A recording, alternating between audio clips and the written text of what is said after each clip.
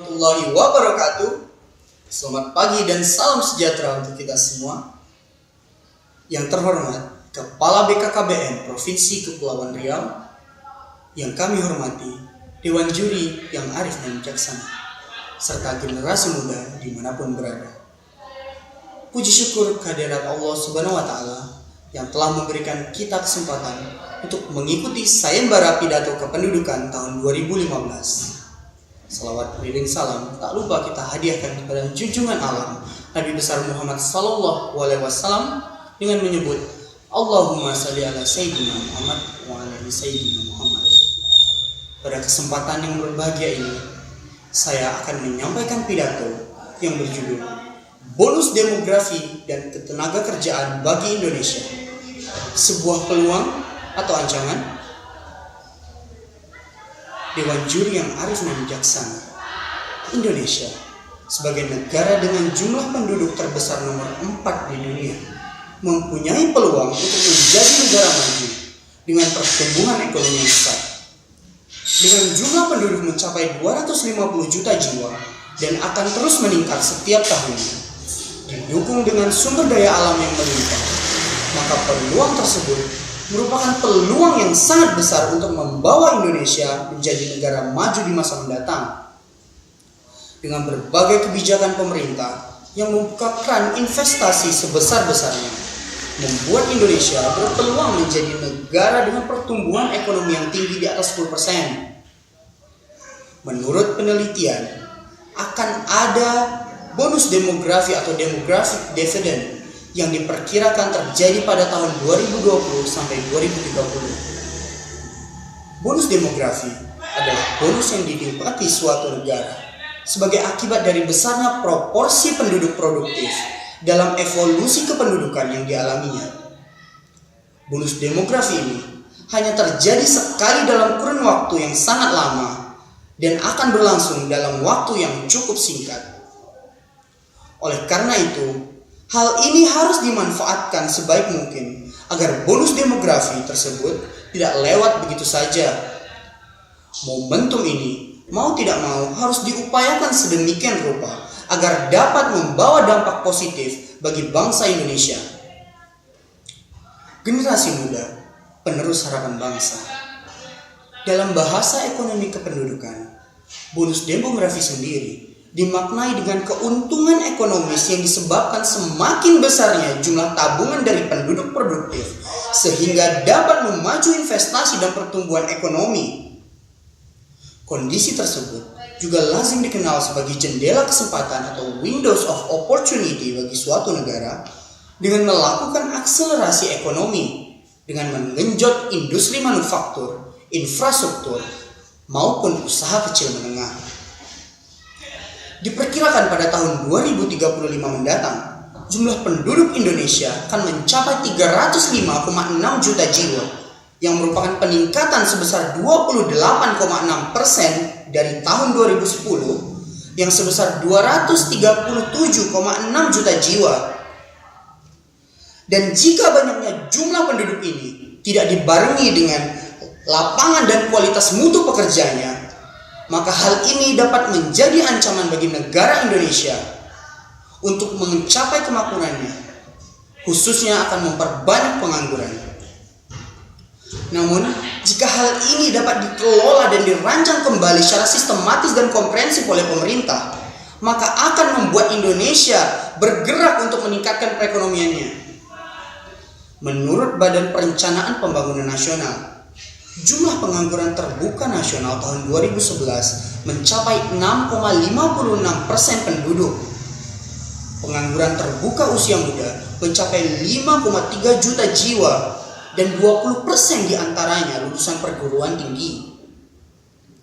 International Labour Organization atau ILO juga menyebut pekerja usia muda Indonesia 4,6 kali lebih sulit mendapatkan pekerjaan dibanding pekerja dewasa. Angka ini tentu jauh lebih tinggi dari rata-rata dunia. ILO juga menyebut pengangguran terbuka berumur 15 sampai 29 tahun di Indonesia mencapai 19,9%, tertinggi di antara negara-negara di Asia Pasifik. teman-teman sebangsa dan setanah air, dalam struktur ketenaga kerjaan Indonesia, 39,86% penduduk bekerja pada sektor formal, sedangkan 60% penduduk bekerja pada sektor informal. Besarnya angka pekerja tersebut didasarkan pada kualitas tenaga kerja Indonesia yang tidak berimbang. Oleh karena itu, kapabilitas tenaga kerja yang masih dalam level mendasar tersebut mempunyai kecenderungan dibayar murah, sehingga kesejahteraan otomatis menurun. Dengan semakin rendahnya kesejahteraan tenaga kerja, maka akan semakin sulit bagi perekonomian Indonesia mengandalkan kepada penguatan permintaan domestik. Beberapa masalah ketenaga kerjaan di Indonesia yang masih terjadi sampai saat ini, antara lain masih sulitnya arus modal asing, pelaku proteksionis sejumlah negara-negara maju dalam menerima ekspor negara-negara berkembang, iklim investasi, pasar global, berbagai regulasi dan perilaku birokrasi yang kurang kondusif bagi pengembangan usaha, serta tekanan kenaikan upah di tengah usaha yang lesu. Masalah lain yang tidak kalah penting adalah pelaksanaan otonomi daerah yang dalam banyak hal seringkali tidak mendukung penciptaan lapangan kerja atau tidak ramah bagi tenaga kerja. Di samping itu, masalah ketenaga kerjaan secara langsung maupun tidak langsung berkaitan dengan masalah-masalah lainnya seperti kemiskinan, ketidakmerataan pendapatan, pertumbuhan ekonomi, urbanisasi, dan stabilitas politik. Dari sisi kualitas penduduk usia produktif, masih terdapat tantangan tersendiri bagi negara kita.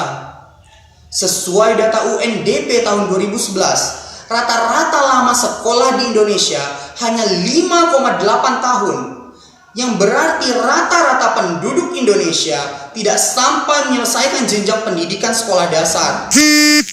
Dari hal ini dapat dipahami apabila proporsi angkatan kerja di Indonesia masih didominasi oleh lulusan sekolah dasar. Namun faktanya, mulai tahun 2015 telah disepakati untuk dibentuk zona AFTA atau Asian Free Trade Area, di mana tenaga kerja dari manapun dapat masuk dan bersaing di Indonesia dari segi kompetensi profesional. Hal ini jelas menuntut daya kompetensi yang tinggi dari penduduk usia produktif kita. Situasi global seperti ini harus diperhatikan secara serius, karena bagaimanapun ke depan, interaksi antar negara dalam konteks sosial dan ekonomi akan semakin erat. Beberapa persyaratan harus terpenuhi agar bonus demografi tersebut tidak berlalu begitu saja.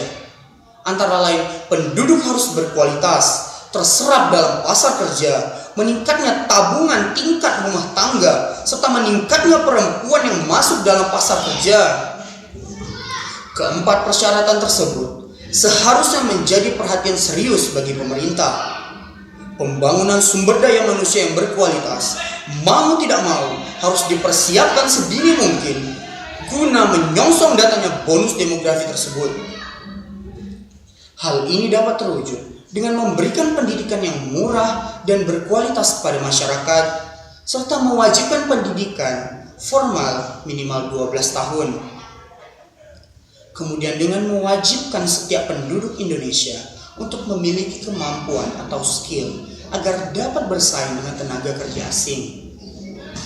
Hal ini dapat dilakukan dengan melatih tenaga kerja Indonesia, baik melalui balai latihan kerja di masing-masing daerah atau pelatihan dan training.